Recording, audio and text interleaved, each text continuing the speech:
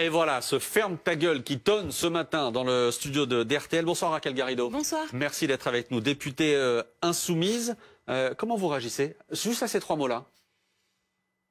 Je trouve que le deuxième personnage de l'État en appelle à la censure en fait de l'opposition est malsain sur le plan démocratique.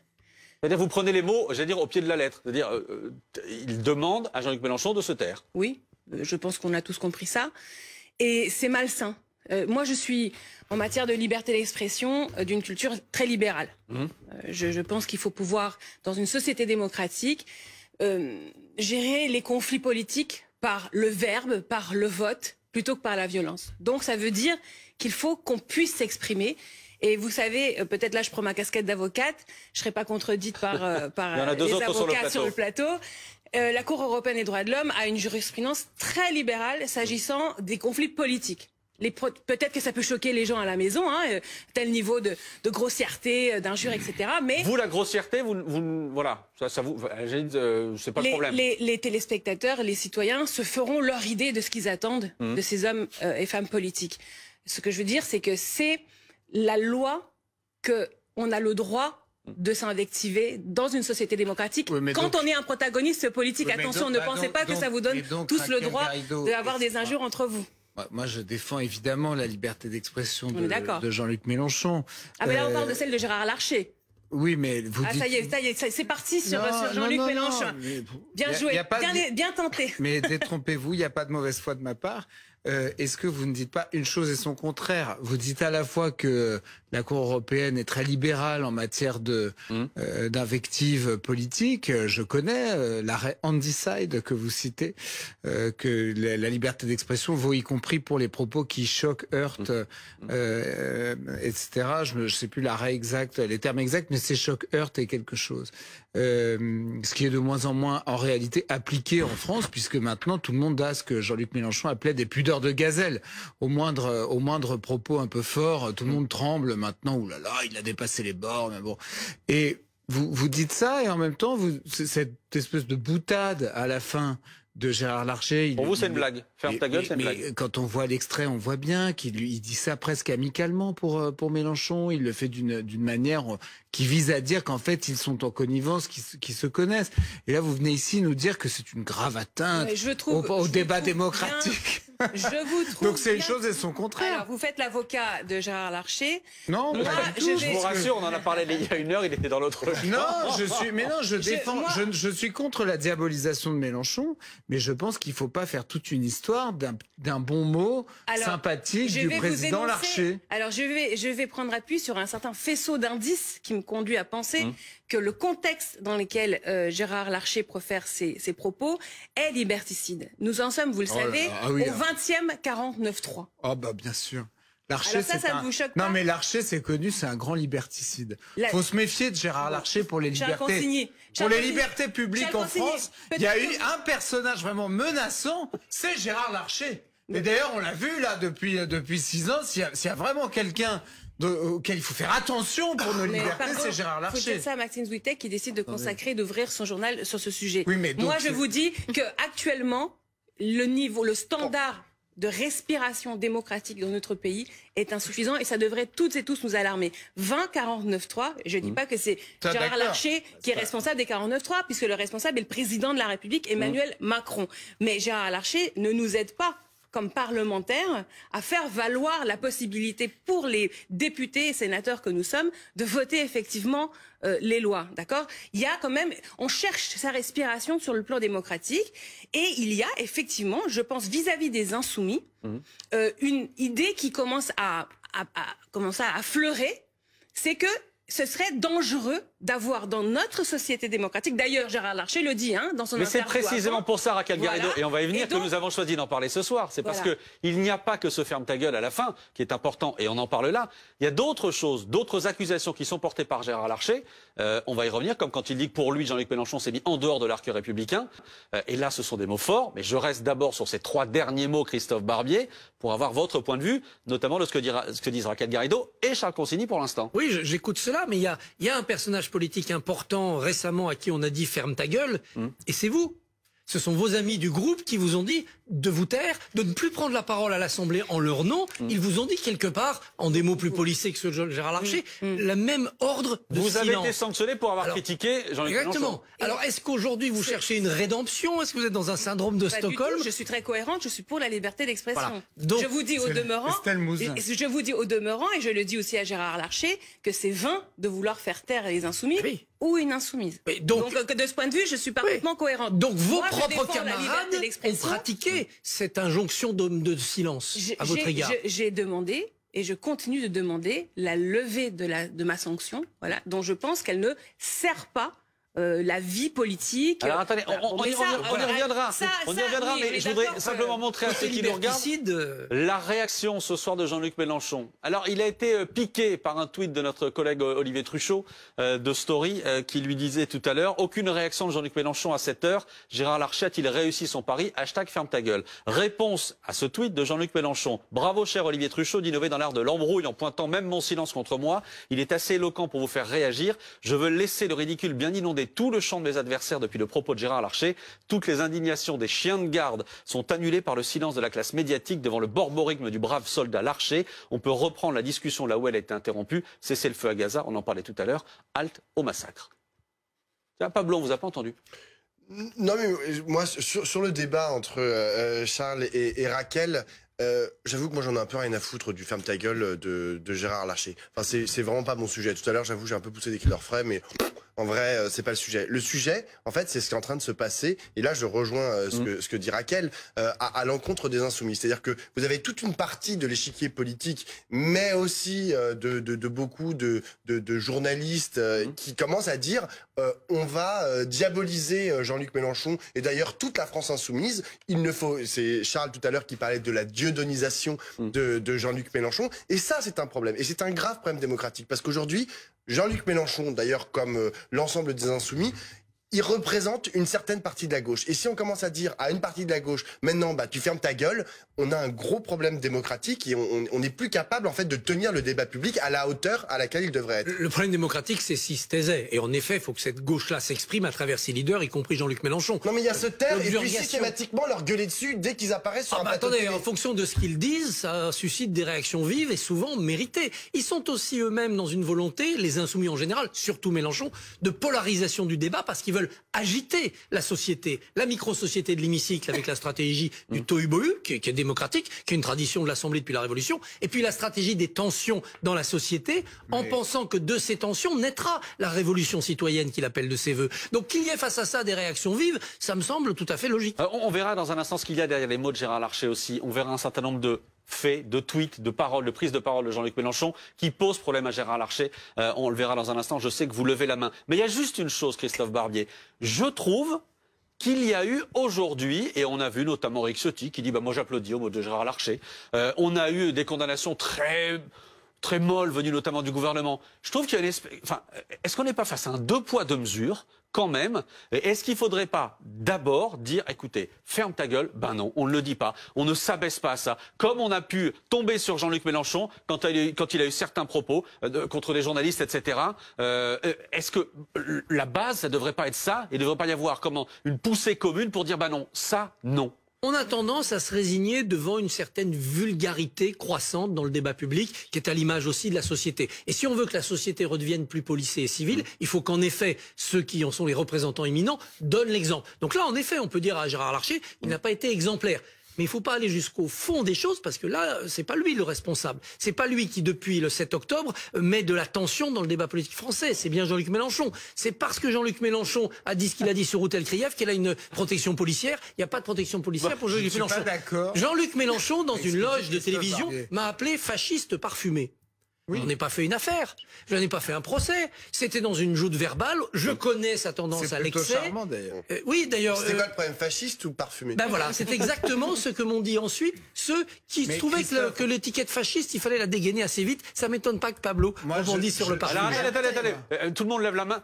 Florence. Et ensuite. Moi, je voudrais répondre à Mme Garrigou parce qu'il y a quelque chose qui me dérange quand elle parle de liberté d'expression. Moi, je ne vois pas du tout de liberté d'expression dans des tweets qui ont été été faits depuis ces dernières semaines, Oui, mais depuis on le va 7 parler dans un octobre. instant. On Non, va mais les je veux mettre le dans un répéter. instant à l'antenne, Il y a un les tweets, mélange. Florence. Il y a un mélange entre. D'accord, mais je veux dire, il y a un mélange c'est entre le deux poids, deux mesures. Non, il n'y a pas de deux poids, deux mesures, madame. Alors, attendez. L'antisémitisme insidieux, ce n'est pas de la liberté d'expression, c'est un délit. On va Le les Pen voir a dans un été instant. condamné en 86 pour l'antisémitisme. On va les voir dans un instant, Florence, je vous le promets, mais il lève la main de manière très polie et ordonnée. Charles, c'est à vous. Parce que je ne suis... Mais du coup, je peux répondre aussi à Florence. Je ne suis pas d'accord avec votre vision du débat public qui devrait rester très policé, très urbain, très courtois. La politique, c'est la vie.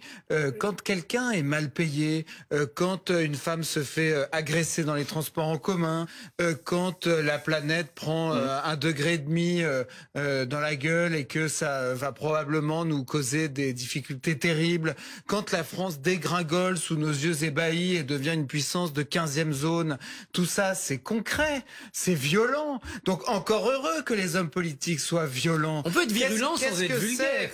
Mais même vulgaire. Mais moi, pardon de vous dire, j'en ai rien à foutre que les hommes politiques, j'emploie ce terme à dessein, soient vulgaires. Je veux qu'ils s'impliquent pour traiter les sujets qu'ils ont à traiter, pour redresser la barre là où ça doit être fait. Et moi, je suis contre ce que j'appelle l'extrême centrisme, qui est une espèce de dérivé du macronisme, où en gros, si vous n'êtes pas dans la ligne du parti, si vous n'êtes pas en même temps de droite et de gauche, très poli, très bien peigné, et que vous ne pensez, et que vous avez le grand tort de penser quelque chose, eh bien, vous êtes forcément un extrémiste. Tout est inflammable. Puisque tout est inflammable, est-ce qu'il faut en arriver à ça? Et je suis sûr que vous avez été dans les premiers à tomber, à critiquer aussi Jean-Luc Mélenchon, quand Jean-Luc Mélenchon, précisément, a levé la voix, a pu insulter des journalistes, etc. Là, non, pas de problème non plus. Mais non, parce que les gens en ont marre qu'on mette les problèmes sous cloche.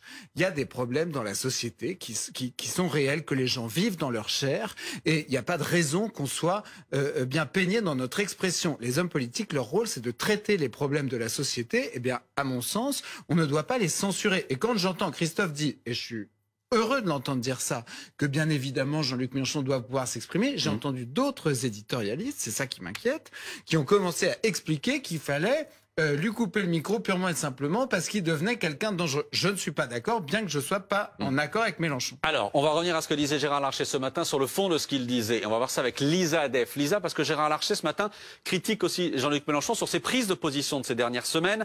Il l'accuse d'avoir enflammé le débat politique sur fond de conflit au Proche-Orient, de monter les actes antisémites. Qu'est-ce qui est reproché au chef des Insoumis, notamment par Gérard Larcher? Les paroles les plus récentes pour lesquelles Jean-Luc Mélenchon est décrié, ce sont celles qu'il a tweetées à propos de la journaliste Ruth El-Krief. Ruth El-Krief, manipulatrice, si on n'injurie pas les musulmans, cette fanatique s'indigne, quelle honte. Bravo Manuel Bompard pour la réplique. El-Krief réduit toute la vie politique à son mépris des musulmans. Mais quelques semaines avant, Yael Braun-Pivet, la présidente de l'Assemblée nationale, est allée en Israël pour un voyage de soutien avec plusieurs parlementaires. Jean-Luc Mélenchon poste une vidéo de manifestation pour la défense du peuple palestinien et il légende: voici la France. Pendant ce temps, Madame Braun-Pivet campe à Tel Aviv pour encourager le massacre, pas au nom du peuple français.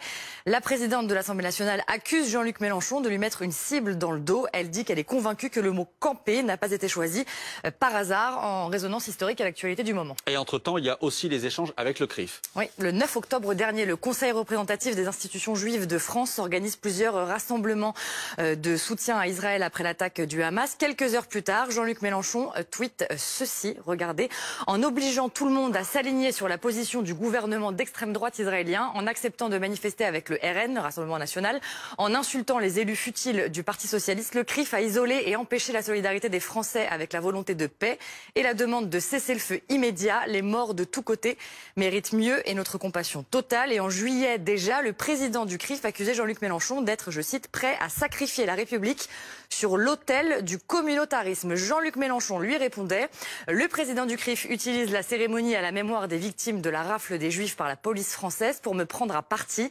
Abject, l'extrême droite n'a plus de limite. Voilà ce que les détracteurs de Jean-Luc Mélenchon mettent en avant ces derniers temps pour la clé de mettre de l'huile sur le feu. Merci beaucoup Lisa Adef. Voilà tout ce qui pose problème à Gérard Larcher sur le fond, Raquel Garrido. Gérard Larcher parle d'allusion.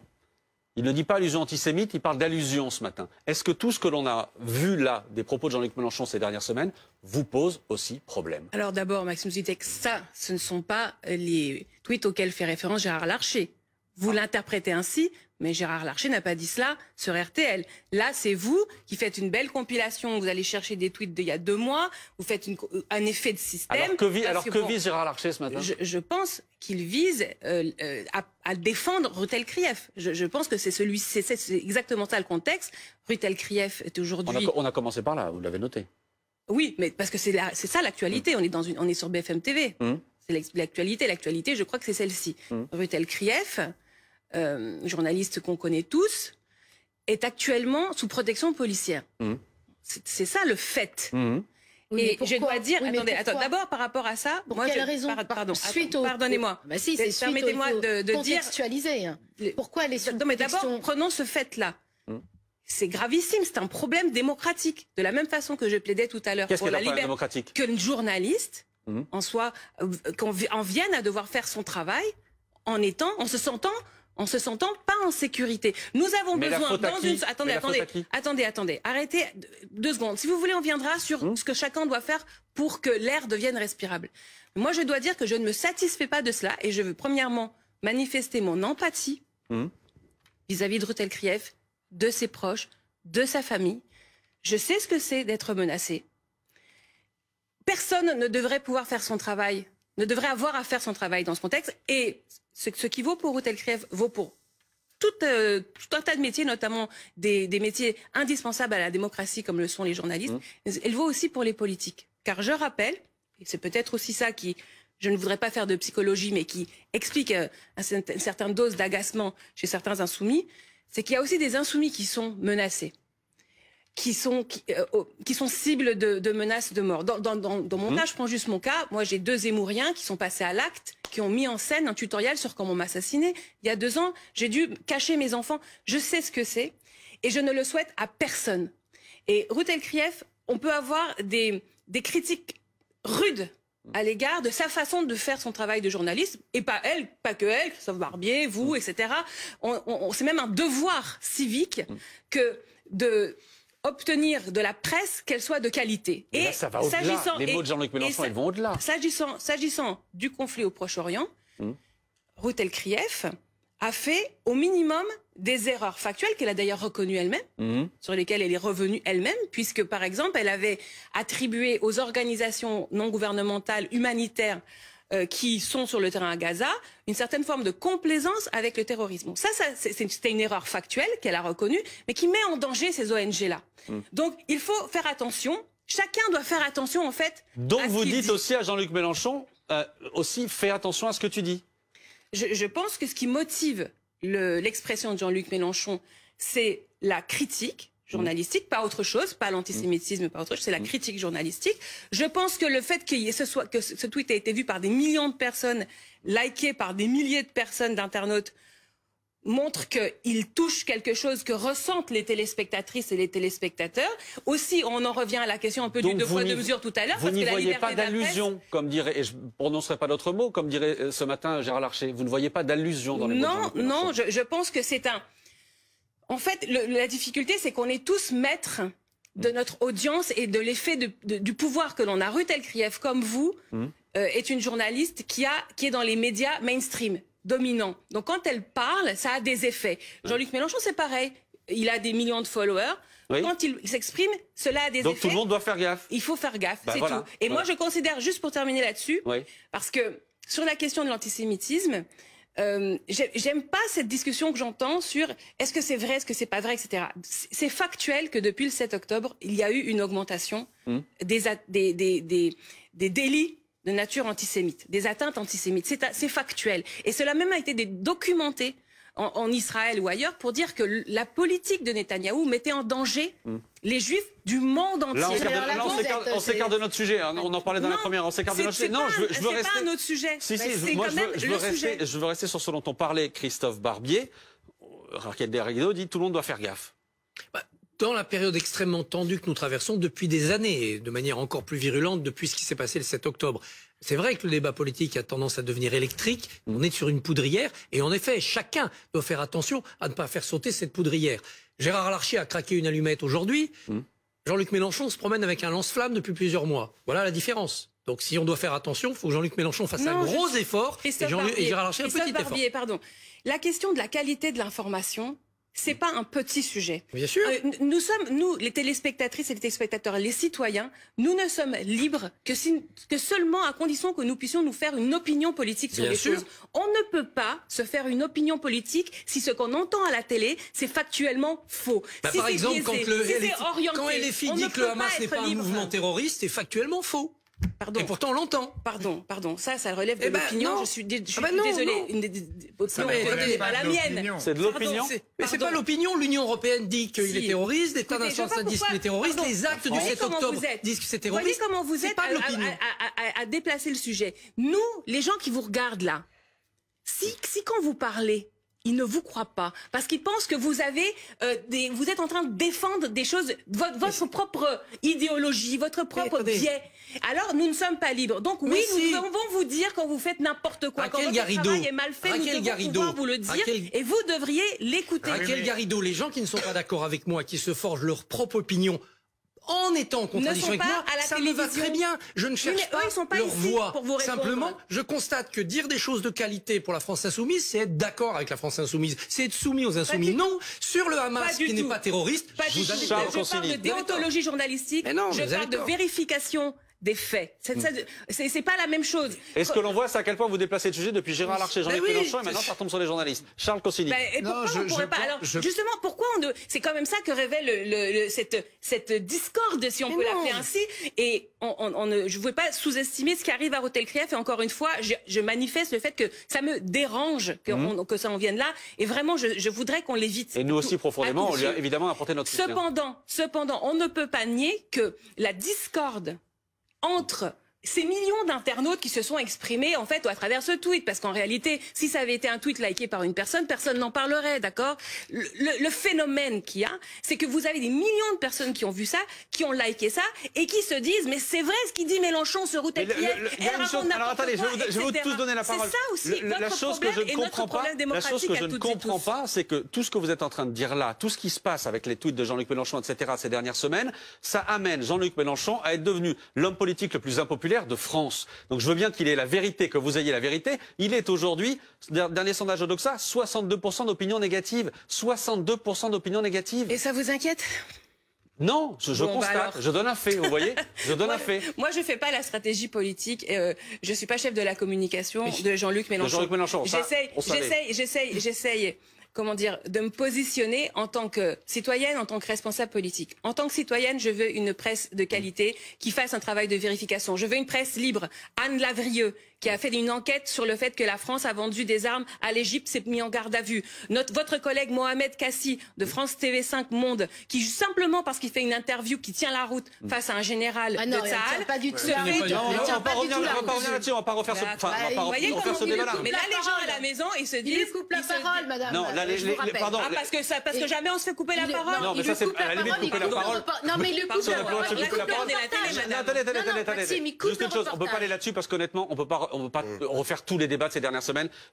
Honnêtement, c'est injouable. Mais j'entends ce que vous dites sur tout le monde a une responsabilité. Les journalistes aussi. On en a déjà parlé ici sur ce plateau, Raquel Garrido. Il n'y a aucun problème avec ça. Charles Consigny. Non, mais c'est intéressant en même temps tout ça parce que les insoumis ont été tellement loin dans le wokisme qu'ils ont été incapables de dire, et encore aujourd'hui apparemment sur ce plateau, que le Hamas est un mouvement terroriste. C'est-à-dire que vous avez moi je l'ai dit, moi j'ai dit que le Hamas était une organisation terroriste. J'ai aucun problème avec ça. Il faut vous renseigner avant de venir parler à la télévision. Mais très bien, non mais excusez-moi. Il y a 2 mois déjà, je l'ai dit. Excusez-moi, chère Raquel, de ne pas avoir fait... sanction. Sauf que là, vous trouvez intéressant de faire cette remarque-là. C'est une perfidie. Ne me coupez pas la parole, s'il vous plaît. Et ensuite, excusez-moi de ne pas avoir fait l'exégèse. C'est vous qui devez vous excuser d'avoir menti aux téléspectateurs si vous ne avez pas corrigé. Mais je n'ai pas menti. À l'instant, vous avez dit c'est une opinion. J'ai compris. Oh là là. Non mais j'ai compris. J'ai juste mal compris ce que vous avez dit. Excusez-moi, vous n'êtes pas un modèle fabuleux d'expression orale. On comprend pas toujours tout. Et maintenant que vous l'avez clarifié, je suis ravi. Non mais excusez-moi de ne pas avoir. Parce que sur ce genre de choses, le détail de tout ce que vous avez dit depuis 6 mois. Mais je salue le fait que vous soyez en porte-à-faux. Je me souviens. Par contre, de Mathilde Panot totalement embarrassée en conférence de presse, incapable de dire que le Hamas était un mouvement terroriste. Bon, c'est quand même intéressant et malheureusement, c'est une idéologie qui se répand, y compris par exemple dans la gauche américaine, où on raisonne tellement à l'envers à force de raisonner seulement en termes de dominant-dominé que on finit par réhabiliter des terroristes. Vous avez aux États-Unis des gens de la gauche américaine qui viennent vous expliquer qu'en fait, Oussama Ben Laden, en commettant le 11 septembre, ne faisait que lutter contre la domination occidentale, etc. C'est le wokisme jusqu'à l'absurde. Ceci étant dit, ce que je trouve intéressant aussi, c'est l'écho, comme l'a expliqué pour le coup Raquel Garrido, là j'ai bien écouté, l'écho rencontré par Mélenchon dans ses tweets, c'est le même à mon sens que celui rencontré par Villepin dans ses interviews sur cette question. Pourquoi ? Entièrement d'accord. Parce qu'il y a eu le sentiment d'une partie de la population, à tort ou à raison, je ne sais pas, puisque moi je ne suis pas vissé sur les médias, donc je me rends pas compte, que pendant peut-être au moins une partie du conflit, les médias ou certains médias auraient eu un traitement qui n'était pas égal entre les deux parties. On peut comprendre quand même que Israël étant dans un premier temps l'agressé par un acte terroriste, les médias ont plutôt tendance à considérer évidemment que les actes militaires accomplis par Israël sont des actes de défense. Et donc c'est ça qui à mon avis a pu expliquer que de la part de gens qui perçoivent ce conflit en ayant un parti pris dès le départ, et ceux qui sont par définition pro-palestiniens, que ceux qui sont pro-israéliens, il y en a qui ont pensé que l'information était biaisée. Je pense qu'aujourd'hui, on l'a vu ici même avec le médecin qui est venu sur ce plateau, qui a eu des mots très durs contre la riposte israélienne, qui s'est exprimée pendant un quart d'heure, 20 minutes, sans que personne ne l'interrompe ni le contredise, avec des mots durs, mais qui sans doute étaient factuellement fondés. J'ai lu tout à l'heure un article de Paris Match, qui n'est pas exactement un journal de gauche, qui stigmatisait très durement la riposte israélienne. Donc je pense qu'il y a eu un rééquilibrage de la part du traitement médiatique. Enfin, il y a eu un rééquilibrage du traitement médiatique de ce conflit. Mais l'audience de Mélenchon n'est pas anodine. Et enfin, j'en terminerai par là. Je pense, moi, et ça, c'est quelque chose que Raquel Garrido ne dit pas, c'est que je pense que Mélenchon fait tout ce qu'il fait de manière tout à fait consciente et pensée dans un but de stratégie politique. Il n'y a pas de dérapage. Conquête d'un certain vote électoral. Je pense que c'est un dérapage totalement contrôlé. Alors, est-ce que je peux juste vous faire état de ce que j'ai fait aujourd'hui en fin de journée à Bobigny, dans ma circonscription, où le maire, Abdel Sadi, avait organisé sur la place Yitzhak Rabin, Yasser Arafat, parce qu'il y a certaines villes en France où il y a ce type de place pour honorer cet moment-là. C'est le cas à Bobigny. Nous avons fait un rassemblement pour la paix, la concorde, la fraternité. C'était mi-républicain avec les institutions, mi-avec les porte-voix des différentes confessions, communautés de la ville. Il y avait des juifs, il y avait des musulmans, il y avait un tas de gens dont on ne sait pas. Il y a encore des juifs à Bobigny ? Oui, il y a encore des juifs à Bobigny dans le 93. Oui, madame. Et s'il vous plaît. Écoutez, je ne crois pas. Je crois pas, madame. Vous êtes depuis tout à l'heure dans le déni. Vous dites que vous êtes solidaire avec Ruth El-Krief, mais vous justifiez les propos de votre leader qui sont abjects, qui pointent madame Ruth El-Krief. Je suis désolée. Vous êtes en train de dire, en fait, comme disait Charles tout à l'heure, vous êtes dans le complotisme. C'est-à-dire que vous êtes en train d'expliquer que finalement, si monsieur Mélenchon fait ses tweets, notamment contre Ruth El-Krief, eh bien c'est parce que les médias, la presse seraient partiales et soutiendraient plus Israël que Gaza. C'est votre collègue Charles Consigny. Mais je suis entièrement d'accord avec lui. C'est une perception du public pendant oui, une mais partie non, vous avez parlé de entièrement d'accord. C'est-à-dire qu'en réalité, vous êtes dans le complotisme, mais vous essayez de nous expliquer qu'à Bobigny, tout le monde il est beau, tout le monde il est gentil, alors qu'il n'y a plus un enfant plus belle lurette dans les écoles du 93, et ça date du rapport Aubin de 2003. Vous êtes à côté de la plaque, vous essayez, vous êtes dans une démarche clientéliste et vous prenez les musulmans d'ailleurs pour des imbéciles. C'est vous, madame. Parce que les musulmans, ils ont conscience de la réalité des choses. Moi, je les ai, mais c'est ça, Circo, mais moi, je suis avocate, je suis ça c'est pas vos affaires, ça ne vous concerne pas. Moi, j'habite en Seine-Saint-Denis, mes enfants vont à l'école publique en Seine-Saint-Denis, je suis une députée de Seine-Saint-Denis et j'essaye de tenter de vous rapporter quelque chose qui vient du terrain. Oui. Normalement, ici, on est dans une chaîne d'information. C'est intéressant. Normalement, les journalistes, c'est vous qui devriez aller sur le terrain avant de venir parler à la télévision. Donc, souffrez un peu que je... Ne vous inquiétez pas, ne vous inquiétez pas pour nous, Raquel Garrido. On vit enfermé dans cet immeuble. Oui, on ne sort jamais, bien sûr. Il n'y a que Raquel Garrido qui connaît le terrain. Non. Il n'y a pas que moi. Mais en l'occurrence, oui, je le connais. Et là, je vais vous raconter quelque chose de particulier.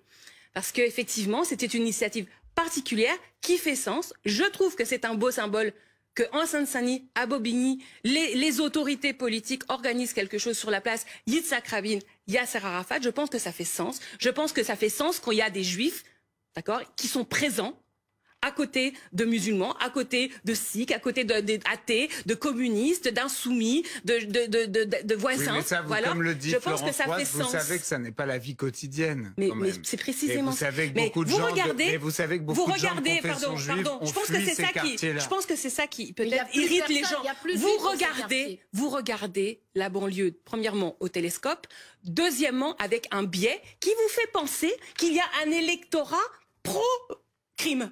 Pro-terrorisme. Vous pensez que pour se faire élire en Seine-Saint-Denis, il faut dire « Ah, vive le Hamas !» Vous pensez que les gens sont des terroristes en puissance. C'est vous qui le dites.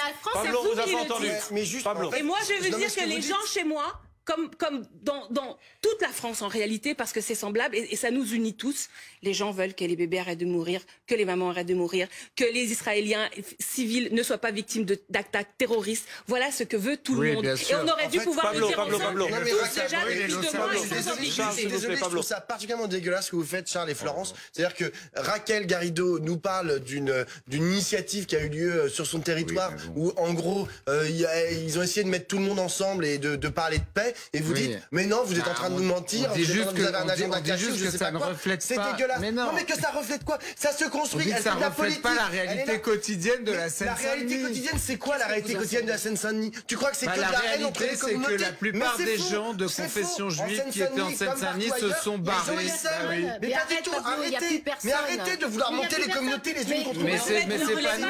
S'il vous plaît, on n'entend plus rien. S'il vous plaît, s'il vous plaît, s'il vous plaît. Pablo, pour finir. Et je voulais terminer en fait sur la nécessaire critique des médias dont on parlait tout à l'heure. Effectivement, il faut qu'il y ait une critique des médias. Il faut faire aussi attention à la façon dont on mène cette critique des médias parce que il est évident que on peut dire que Routel Krief, d'ailleurs moi je lui ai dit sur un plateau télé de France 2 samedi dernier, je lui ai dit que son traitement était partial. Il y a aucun problème. Mais il faut faire attention à ce qu'on dit, à ce qu'on emporte en fait lorsque certains disent ça. Parce que c'est pas, si elle a une protection policière aujourd'hui, c'est pas pour la protéger de Jean-Luc Mélenchon, hein, c'est pour la protéger d'autres personnes qui pourraient trouver dans Routel Krief une cible. Ou dans le tweet de Jean-Luc Mélenchon, un encouragement. Non, mais ça non. Ça, non. Depuis Mais quand, je ne crois pas. Je ne crois pas.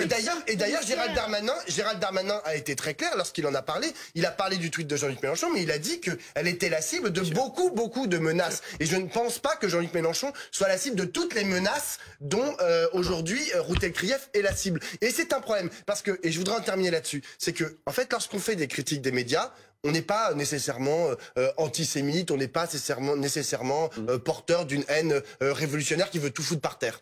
En revanche, il peut aussi y avoir ça.